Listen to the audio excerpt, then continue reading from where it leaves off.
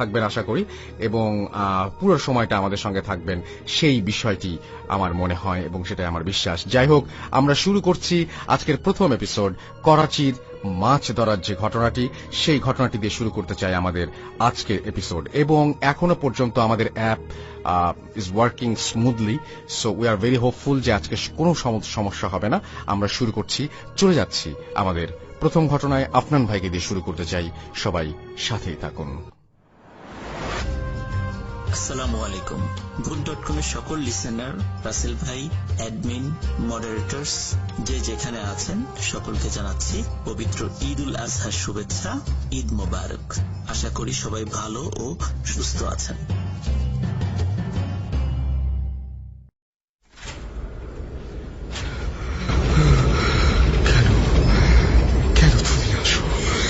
আমি শুধু তোমার সাথেই থাকতে চাই। তুমি চলে যাও, চলে যাও, প্লিজ চলে যাও। Booth.com with Russell.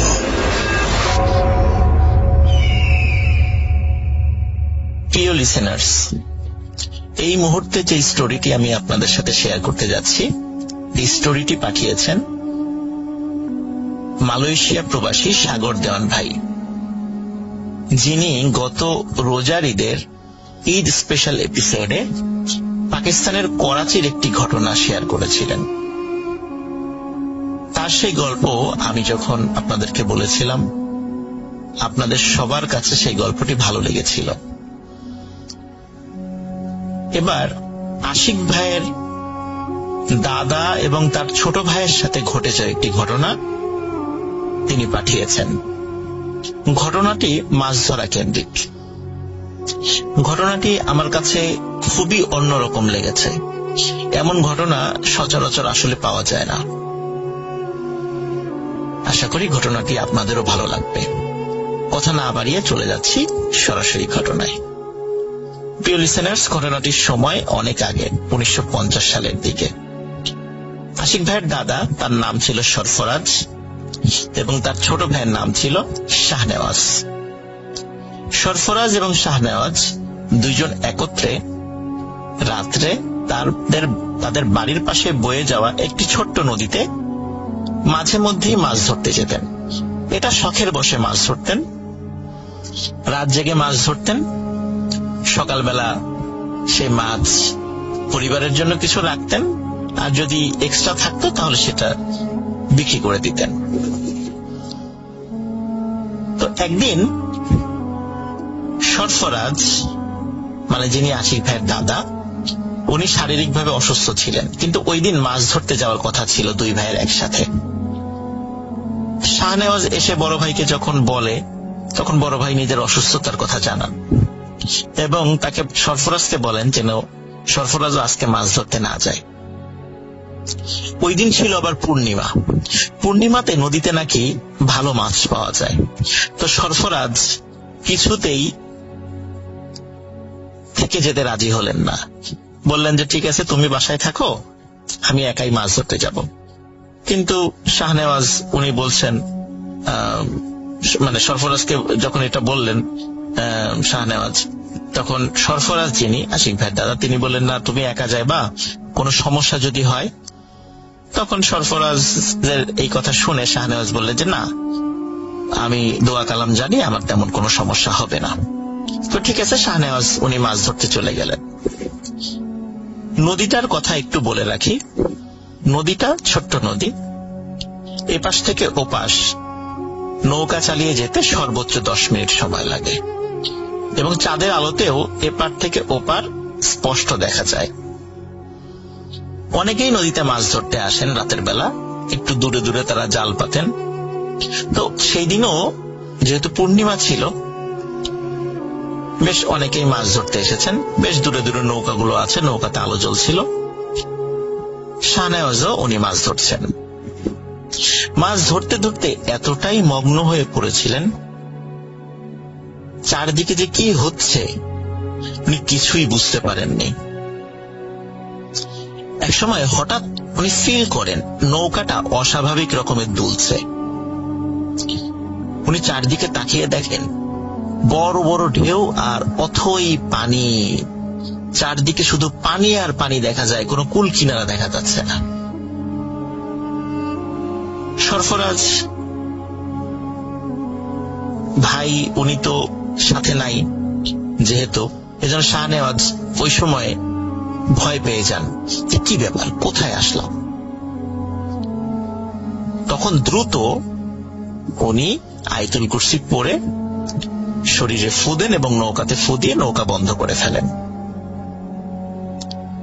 শাহনেওয়াজ যখনই নৌকাটা বন্ধ করে ফেলেছে, গম্ভীর শব্দে একটি কণ্ঠস্বর তার কানে ভেসে আসে যে কি রে, মাছ কি তোরা একাই খাবি, আমাদেরকে কিছুই দিবি না?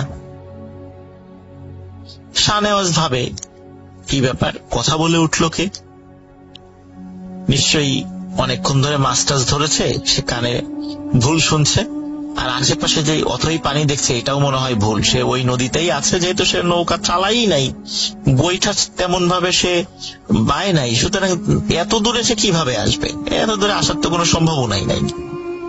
সুতরাং এসবগুলো তার চোখের ভ্রম হচ্ছে এবং কানে সে ভুল শুনছে। এরপর আবারও একই কণ্ঠস্বর ভেসে ওঠে এবং শাহনেওয়াজ শুনতে থাকেন, কি রে, মাছ কি তোরা একাই খাবি, আমাদেরকে দিবি না? তখন শাহনেওয়াজ সত্যি সত্যি ভয় পেয়ে যান। তিনি সমস্ত শক্তি দিয়ে নৌকা চালিয়ে যে কোনো একটা জায়গায় যাওয়ার চেষ্টা করতে থাকেন, কিন্তু তিনি জানেন না তিনি কোথায় যাবেন, কারণ চতুর্দিকে শুধু পানি আর পানি, কুল কিনারা দেখা যাচ্ছে না। উনি নৌকা বেয়ে কোথায় যাবেন? তারপরও উনি চেষ্টা করতে থাকেন যে কোনো একদিকে যাওয়ার জন্য, কিন্তু অদ্ভুত ব্যাপার, নৌকা 1 ইঞ্চিও সেখান থেকে আগাতে পারে না তারা। শাহনেওয়াজ যখন আপ্রাণ চেষ্টা করছে, তখন হঠাৎ শাহনেওয়াজ দেখতে পায় নৌকার চতুর্দিকে বেশ কিছু মানুষের মতো মাথা, কিন্তু সেই মাথাগুলো আকারে বেশ বড়, সেগুলো নৌকার চতুর্দিকে ভেসে ওঠে। একজন কথা বলছে শাহনেওয়াজের সাথে, বলছে, নৌকাটা তো তুই বন্ধ করে দিলি, আমাদেরকে মাছ দে, আমরাও মাছ খাই, তোর ভালো হবে। তখন শাহনেওয়াজ বলছে, না, আমি এত কষ্ট করে মাছ ধরি, তোমাকে কেন মাছ দিব? ওদের সাথে তর্কাতর্কি শুরু করে দিয়েছে। শাহনেওয়াজ দেখে যে নৌকার চতুর্দিকে 12টি মাথা, তার মানে 12টা জিনের একটি দল সেখানে আছে। তখন জিনদের যে সর্দার, সে শাহনেওয়াজকে বলে, তুই তো আজকে মারা যাবি, তোকে আমরা ছাড়বো না। তখন শাহনেওয়াজ বলে যে, ওরে আহম্মক, তুই কি ভুলে গেছিস একটু পরেই ফজরের আজান হবে, তখন তুই তো আমার কিছুই করতে পারবি না, তুই তো এখান থেকে চলে যেতে বাধ্য। তখন ওই জিনের সর্দার রাগ করে বলে ওঠে যে, ফজরের আজান হলেও তোকে এমন ভাবে অদৃশ্য করে এখানে রেখে দেব যে এখান দিয়ে যত লোকই যাক না কেন কেউ তোকে দেখতে পাবে না, কিন্তু তুই সবাইকে দেখতে পাবি। তখন শাহনেওয়াজ আরো ভয় পায় যে আসলেই তো এদের সাথে ঝামেলা করে পারা যাবে না। তখন শাহনেওয়াজের মাথায় একটি বুদ্ধি খেলে যায়। শাহনেওয়াজের বাবার কাছ থেকে শেখা একটি দোয়া পড়ে তার মাথায় থাকা পাগড়িতে একটি গিট দিয়ে এই 12 জনের মধ্যে একটি জিনকে সে আটকে ফেলে। ওদিকে জিনের সর্দার তার সাথে তো হম্বি তম্বি করছে যে তোকে তো মেরে ফেলবো। তখন শাহনেওয়াজ বলে, তুই তোর দলের সদস্যদের একটু গুনে দেখতো তোরা কয়জন? তখন সর্দার বলে 12 জন। বলে আবার গুন। তো সর্দার গুনে দেখে একজন কম। তখন শাহনেওয়াজ বলে, এই একজনকে আমি আটকে ফেলেছি, আমাকে ভালোই ভালোই বাড়িতে পৌঁছে দে, মানে বাড়ির পাশে কাছে যে ঘাট আছে সেখানে পৌঁছে দে, না হলে একে আমি ছাড়বো না। তখন জিনদের সর্দার বলে যে না, তুই ওকে ছেড়ে দে।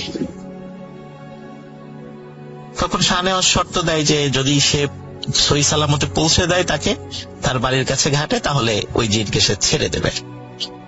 তখন সর্দার বলে ঠিক আছে, যেহেতু তুই প্রতিশ্রুতি দিলি আমাদেরকে যে ওকে ছেড়ে দিবি, তাহলে আমরাও আমাদের প্রতিশ্রুতি রাখবো, তোকে তোর বাড়ির ঘাটে পৌঁছে দিচ্ছি, কিন্তু কথার যেন কোনো হেরফের না হয়, আমাদের দলের এই সদস্যকে তোকে ছেড়ে দিতে হবে। তখন শাহনেওয়াজ কথা দেন যে হ্যাঁ, আমি ঘাটে পৌঁছানোর পর একে ছেড়ে দেব। তখন ওই জিনের সর্দার শাহনেওয়াজকে বলে যে তুই চোখ বন্ধ কর। চোখ বন্ধ করার পরে শুধু একটু শো শো শব্দ শাহনেওয়াজের কানে এসেছিল। কয়েক মুহূর্ত পরেই শাহনেওয়াজকে ওই জিনের সর্দার বলে এবার চোখ খোল। শাহনেওয়াজ চোখ খুলে দেখে যে সে তার বাড়ির কাছে যে ঘাটটা, নদীর ঘাট, সেখানে নৌকা সহ সে চলে এসেছে। ফজরের আজান দেবে দেবে ভাব। তখন জিনের সর্দার বলে এবার আমার দলের এই সদস্যকে তুই ছেড়ে দে। ওই সময় শাহনেওয়াজের মাথায় একটি দুষ্টু বুদ্ধি খেলে যায়, যেটি তার জীবনের জন্য কাল হয়ে দাঁড়ায়। সে তখন জিনের সর্দারকে বলে যে না, এই সদস্যকে আমি ছাড়বো না, একে আমি আমার কাছে রেখে দেব, একে দিয়ে আমি কাজ করাবো, আমার যখন মনের ইচ্ছা করবে তখন আমি ছেড়ে দিব। তখন জিনের সর্দার বলে যে তুই তো প্রতিশ্রুতি দিয়েছিলি আমাদেরকে দেখে ছেড়ে দিবি, আমরা তো আমাদের প্রতিশ্রুতি রেখেছি, তোর তো ক্ষতি করি নাই, তাহলে তুই কেন আমার দলের এই সদস্যকে ছাড়বি না? বলে না, আমি ছাড়বো না, আমি আমার প্রতিশ্রুতি রাখলাম না, একে দিয়ে আমি কাজ করাবো। তখন জিনের সর্দার বলে তুই কিন্তু কাজটি ভালো করলি না, কারণ প্রতিশ্রুতি দিয়ে ভঙ্গ করাটা কিন্তু মোটেই উচিত নয়। আমরা জিন হয়ে তোর সাথে প্রতিশ্রুতি রক্ষা করলাম, আর তুই আশরাফুল মাখলুকাত হয়ে তুই প্রতিশ্রুতি ভঙ্গ করলি। তখন শাহনেওয়াজ বলে যে হ্যাঁ, ভঙ্গ করলাম, একে দিয়ে আমি কাজ করাবো। আসলে শাহনেওয়াজের মাথায় একটা দুষ্টু বুদ্ধি খেলে গিয়েছিল। সে চিন্তা করেছিল যেহেতু একে আটকে ফেলেছি, একে দিয়ে আমি কাজ করাবো, এমন একটি প্ল্যান তার মাথায় কাজ করে। কিন্তু আসলে তার এই প্ল্যানটা মোটেও ভালো ছিল না। যাই হোক, শাহনেওয়াজ বাড়িতে চলে আসেন। চলে আসার পর শাহনেওয়াজ চিন্তা করে যে বড় ভাইকে বিষয়টা বলবো, তিনি কি মনে করবেন। তখন বড় ভাইকে উনি কিছু বলেন না, বরং বড় ভাইকে গিয়ে, মানে বড় ভাই যিনি সরফরাজ, যিনি আশিক ভাই দাদা, তাকে গিয়ে বলেন যে বড় ভাই, তোমার কষ্ট করে রাতের বেলা মাছ ধরতে যাওয়ার দরকার নাই, আমি একাই মাছ ধরবো, কোনো সমস্যা নাই, তুমি বাসায় থাকো। তো বড় ভাই বলে যে কি ব্যাপার, আমরা একসাথে মাছ ধরতাম, তুমি আবার কেন একা একা মাছ ধরতে চাচ্ছ? তখন বলে যে না, আমি একাই মাছ ধরবো, তুমি দেখবা যে অনেক মাছ পাচ্ছি আমি। তো বড় ভাই আসলে শুরুর দিকে কিছু বুঝতে পারে নাই। উনি বলে যে ঠিক আছে, তুমি যদি একা মাছ ধরো, আমার কোনো সমস্যা নেই। এখন প্রতিদিন শাহনেওয়াজ যে কাজটি করেন সেটা হচ্ছে ওনার মাথার ওই পাগড়িটা উনি সাথে নিয়ে যান, বিশেষ ওই পাগড়িটা যেটাতে একটি গিট দিয়ে, দোয়া পরে একটি গিট দিয়ে একটি জিনকে উনি আটকে ফেলেছিলেন। উনি যখনই নৌকা নিয়ে মাছ ধরতে যেতেন তখনই ওই 12টা জিনের যেই দলটা ছিল তার মধ্যে একটা তো বন্দী ছিল, আর ওই যে সর্দার সহ আরো 10 জন, মোট 11 জন, তারা ওই নৌকার কাছে এসে হাজির হতো। এসে বলতো যে শাহনেওয়াজ, আমাদের দলের এই সদস্যকে ছেড়ে দে। তখন শাহনেওয়াজ বলতো যে ঠিক আছে, তাহলে আমাকে মাছ ধরে দে, তাহলে বিবেচনা করব। তখন কি করতো যে ওই জিনেরা তাদেরকে শাহনেওয়াজকে মাছ ধরে দিত, এত পরিমাণে দিত না যাতে করে মানুষের মনে সন্দেহ হতে পারে, মোটামুটি ভালো মাছ ধরে দিত। এখন শাহনেওয়াজের বড় ভাই সরফরাজ দেখে কি ব্যাপার, শাহনেওয়াজ তো ভালোই মাছ ধরতে পারে একা একা গিয়ে, তা আমি আর না যাই। এদিকে শাহনেওয়াজও বড় ভাইকে বলে যে ভাই তোমার যাওয়ার দরকার নেই। তো এই জন্য আসলে সরফরাজ যিনি আশিক ভাইয়ের দাদা, উনি শাহনেওয়াজের সাথে ওইভাবে মাছ ধরতে যাওয়ার আর ইচ্ছা পোষণ করে নাই। কিন্তু কেন যেন সরফরাজের মনে একটি সন্দেহ জাগে যে কি ব্যাপার, আসলে কি ঘটছে, শাহনেওয়াজ এত মাছ কিভাবে পায়। কিন্তু আসলে শাহনেওয়াজ যে জিনদেরকে দিয়ে কাজ করিয়ে নিচ্ছে এটি তিনি বুঝতে পারেন নাই।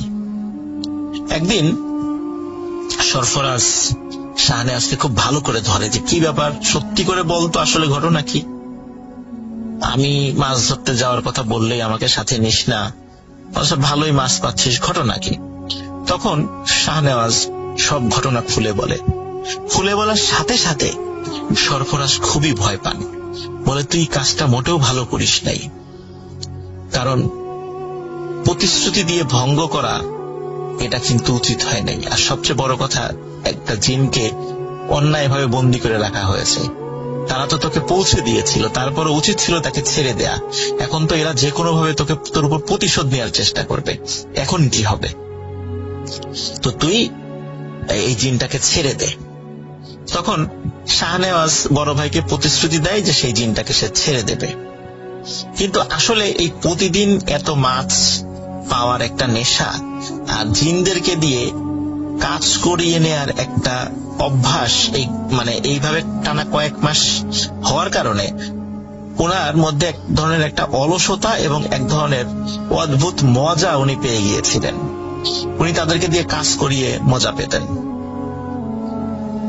একদিন উনি মাছ ধরতে গেছে, সেই দিনটিও কোনো কারণে পূর্ণিমার দিন পড়ে গেছে। মাছ ধরতে যাওয়ার পর তখন দেখে হঠাৎ করে যে 11টি মাথা আবার ভেসে উঠেছে। জিনদের সর্দার বলে, কি শাহনেওয়াজ, কেমন আছিস? শাহনেওয়াজ সে স্বাভাবিকভাবেই চিন্তা করে যে জিনরা তো আমার কাছে একটু দায় টাকা আছে, তো এত ভদ্রভাবে উত্তর দেওয়ার খুব দরকার নাই। তো সে খুব তুচ্ছ তাচ্ছিল্য ভাবে জবাব দেয়। তখন জিনের সর্দার বলে, শাহনেওয়াজ তোর পাগড়িটা কোথায়, যে পাগড়িটা প্রতিদিন পরে আসতি? তো শাহনেওয়াজ বলে, কেন, মাথায় তো আছে। তাই বলে শাহনেওয়াজ যখনই মাথায় হাত দিয়েছে তখনই শাহনেওয়াজের সমস্ত শরীর ভয়ে কেঁপে ওঠে। শাহনেওয়াজ দেখে ওই দিন ভুল করে সে বাসায় থাকা অন্য একটি পাগড়ি পরে চলে এসেছে, এবং যে পাগড়িতে গিট দিয়ে জিনটাকে আটকে রেখেছিল এই পাগড়িটি সে আর ওই দিন নিয়ে আসে নাই, যেটা প্রতিদিন মাছ ধরার সময় সে নিয়ে যেত। শাহনেওয়াজ প্রচন্ড ভয় পায়, এবং এতটা ভয় পায় যে সে আয়াতুল কুরসি বা অন্যান্য দোয়া কোনোটাই ভয়ে পড়তে পারছিল না, সে ভয় সবকিছু ভুলে গেছে। তখন জিন বলেছিল যে এতদিন আমাদের সাথে প্রতারণা করে অনেক কাজ তো করিয়ে নিলি, এই কাজগুলো যে অন্যায় এটা তুই কি মানিস? তখন শাহনেওয়াজ বলে যে হ্যাঁ, কাজটা আমার উচিত হয় নাই। তখন বলে যে তোকে আমরা এমন ভাবে মারব যে তোর গ্রামের সবার জন্য তুই একটি উজ্জ্বল দৃষ্টান্ত হয়ে থাকবি। এই ঘটনা বলার পর লিসেনার্স, আশিক ভাই যিনি এই গল্পটি সাগরদেওয়ান ভাইয়ের কাছে বলেছিলেন, তিনি বেশ কান্নাকাটি করেন, কারণ এটা খুবই একটা প্যাথেটিক বিষয়। এখন বলতে পারেন যে যেহেতু শাহনেওয়াজ মারা গেলেন, ঘটনাটি আসলে কে পরবর্তী ঘটনাটা আমাদের কাছে এনে দিল, এটি বলছি প্রিয় লিসেনার্স। আসলে পরের দিন তার যে বড় ভাই সরফরাজ, উনি দেখেন যে শাহনেওয়াজ বাড়িতে ফেরে নাই। উনি চিন্তায় পড়ে যান, কারণ উনি তো জানতেন যে এরকম একটা দুর্ঘটনা ঘটতে পারে। শাহনেওয়াজ যদি প্রতিশ্রুতি যেহেতু রক্ষা করে নাই জিনদের সাথে, তো উনি সকালবেলায় অন্যান্য যারা মাঝি মাল্লা যারা আছে, যারা মাছ ধরতে গিয়েছিল জেলে, তাদের সাথে কথা বলা শুরু করে। তারা বলে, হ্যাঁ, সরফরাজ তো রাত্রেবেলা গিয়েছিল, কিন্তু তারপরে আমরা তাকে দেখি নাই। তখন গ্রামের সবাইকে এই ঘটনাটি খুলে বলে, মানে শাহনেওয়াজের কথা আর কি, সরফরাজ খুলে বলার পর সবাই মিলে শাহনেওয়াজকে খুঁজতে থাকে। 1 দিন, 2 দিন, 3 দিন, 4 দিনের দিন একটি বিষয় সবাই লক্ষ্য করে। 4 দিনের মাথায় দেখা যায় নৌকার নৌকার তো 2টা মাথা থাকে, দুপাশে চোখা থাকে, তো একটা মাথা নদীর তলদেশ থেকে ভেসে উঠেছে আর আরেকটা মাথা নিচের দিকে। সবাই সেই নৌকার কাছে যায় এবং যখন সরফরাজকেও ডাকা হয়, আশিক ভাইয়ের দাদাকে, তখন বুঝতে পারেন এটি হচ্ছে তাদের সেই নৌকা, যেই নৌকায় শাহনেওয়াজ মাছ ধরতে বের হয়েছিল। কিন্তু আরো অদ্ভুত ব্যাপার কি, যে নৌকার যেই দৈর্ঘ্য এবং নদীর যেই গভীরতা, নদীর গভীরতা কিন্তু আরো বেশি। নৌকাটা যদি খাড়া করে ডুবিয়ে দেয়া যায়, তারপরেও নদীর তলদেশে পৌঁছাবে না। কিন্তু কিভাবে এই নৌকাটা খাড়া ভাবে পানির মধ্যে ভেসে উঠেছে। সবাই নৌকাটা নাড়ানোর চেষ্টা করে, কিন্তু প্রত্যেকেই ফিল করে এই নৌকাটি শক্ত হয়ে আছে, মনে হচ্ছে নৌকার অপর মাথা মাটির মধ্যে গেড়ে দেয়া। কিন্তু নৌকা তো এত বড় নয়, আর এখানে গভীরতাও বেশি। যাই হোক, সবাই মিলে নৌকাটি টেনে ওঠানোর চেষ্টা করে সকলেই ব্যর্থ হয়। তখন চিন্তা করে সরফরাজ যিনি দাদা, উনি চিন্তা করে যে শাহনেওয়াজের দেহটা কোথায় গেল। তখন অন্যান্য যারা জেলেরা আছে সবাই মিলে এবং সরফরাজ উনি নিজেও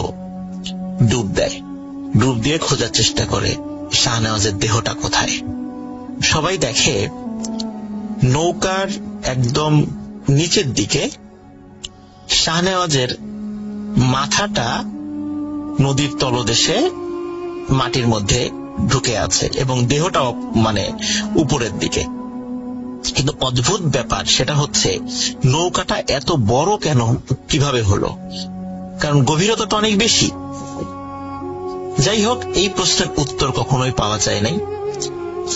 সবাই অনেক চেষ্টা করেছে শাহনেওয়াজের দেহটা তোলার জন্য, কিন্তু বডিটা তুলতে পারলেও মাথাটা তুলতে পারেনি। কারণ হচ্ছে মাথাটা মাটির মধ্যে ছিল আর বডিটা উপরের দিকে ছিল। যখন টানা হেঁচড়া করে তখন তার বডিটাই মাথা থেকে খুলে চলে আসে, বডিটাই উপরে আনতে পারে, কিন্তু মাথাটা তুলতে পারে নাই। তখন সারা গ্রামে শোকের ছায়া পড়ে যায়। শাহনেওয়াজকে মাথা ছাড়াই দাফন করা হয়। আরো অদ্ভুত ব্যাপার, মাসের পর মাস, বছরের পর বছর ওই নৌকা ওই রকমই ছিল।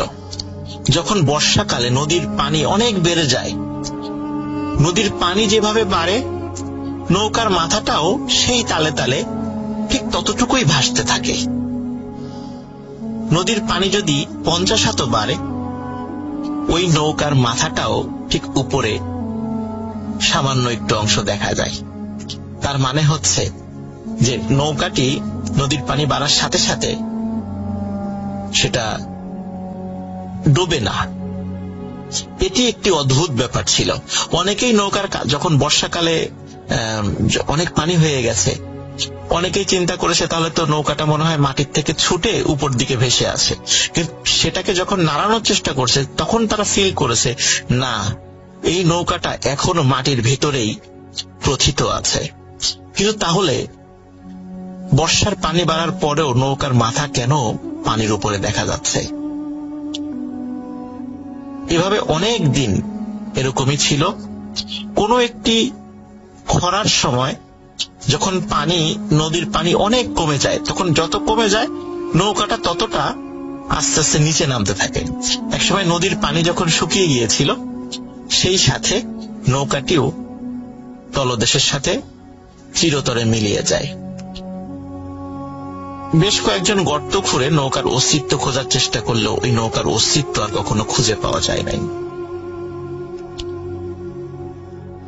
আর ওই দিন থেকে, যেই দিন থেকে শাহনেওয়াজ মানে তার মৃত্যু হয়েছিল, ওই দিন থেকে ওই সেই পাগড়ি, যে পাগড়িতে একটি জিনকে গিট দিয়ে আটকে রাখা হয়েছিল, ওই পাগড়িটা আর খুঁজে পাওয়া যায় নাই।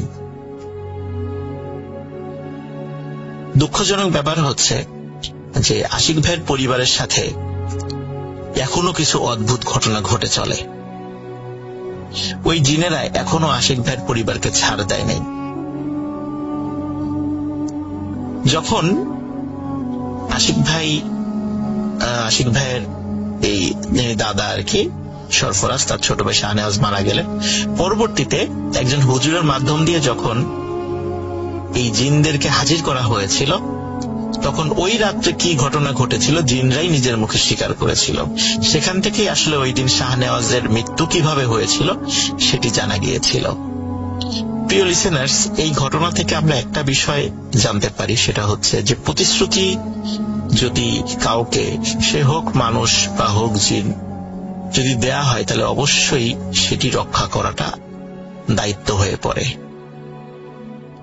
এই প্রতিশ্রুতি রক্ষা না করে শাহনেওয়াজের মনে যে দুষ্টু বুদ্ধি চলে এসেছিল, এটির খেসারত দিতে হয়েছে তার জীবন দিয়ে। লিসেনার্স, আশা করি ঘটনাটি আপনাদের ভালো লেগেছে। ধন্যবাদ।